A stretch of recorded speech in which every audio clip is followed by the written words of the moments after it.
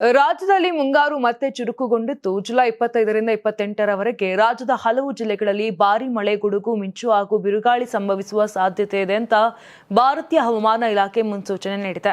4 ದಿನಗಳ ಕಾಲ ರಾಜ್ಯದ ವಿವಿಧ ಭಾಗಗಳಿಗೆ ಯೆಲ್ಲೋ ಅಲರ್ಟ್ ಘೋಷಿಸಲಾಗಿದ್ದು, ಸಾರ್ವಜನಿಕರು ಹಾಗೂ ವಾಹನ ಸವಾರರು ಅಗತ್ಯ ಮುನ್ನೆಚ್ಚರಿಕೆ ವಹಿಸುವಂತೆ ಸೂಚಿಸಲಾಗಿದೆ.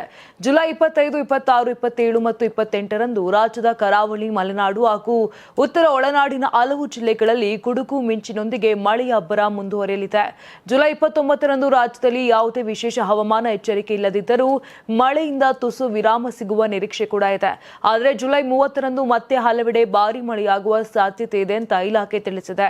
ಕಾಸರಗೋಡು ಜಿಲ್ಲೆಯಲ್ಲಿ ಬಿಸಿಲಿನ ನಡುವೆ ಸಂಜೆ ಹಾಗೂ ರಾತ್ರಿ ವೇಳೆ ಸಾಧಾರಣ ಮಳೆಯಾಗುವ ಸಾಧ್ಯತೆ ಇದೆ.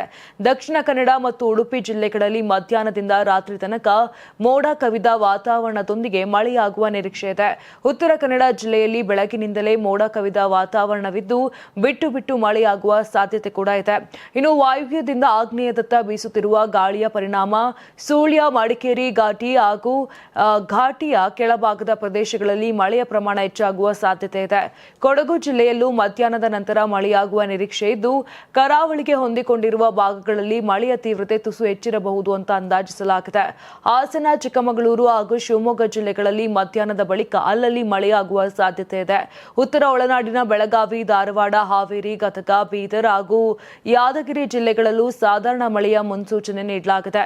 ಉಳಿದ ಜಿಲ್ಲೆಗಳಲ್ಲಿ ಬಿಸಿಲಿನ ನಡುವೆಯೇ ಮೋಡ ಕವಿದ ವಾತಾವರಣ ಮುಂದುವರಿಯುವ ಸಾಧ್ಯತೆ ಇದೆ.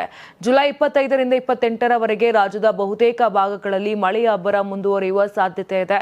ಹೀಗಾಗಿ ಸಾರ್ವಜನಿಕರು ಅನಗತ್ಯವಾಗಿ ಹೊರಗಡೆ ಸಂಚರಿಸುವುದನ್ನು ತಪ್ಪಿಸುವುದು, ಗುಡುಗು ಮಿಂಚಿನ ವೇಳೆ ಮರಗಳು ಹಾಗೂ ವಿದ್ಯುತ್ ಕಂಬಗಳ ಸಮೀಪ ನಿಲ್ಲದಿರುವುದು, ಸುರಕ್ಷಿತ ಸ್ಥಳಗಳಲ್ಲಿ ಆಶ್ರಯ ಪಡೆಯುವುದು ಹಾಗೂ ಹವಾಮಾನ ಇಲಾಖೆ ಅಧಿಕೃತ ಸೂಚನೆಗಳನ್ನು ಕಟ್ಟುನಿಟ್ಟಾಗಿ ಪಾಲಿಸುವುದು ಅಗತ್ಯವಾಗಿದೆ.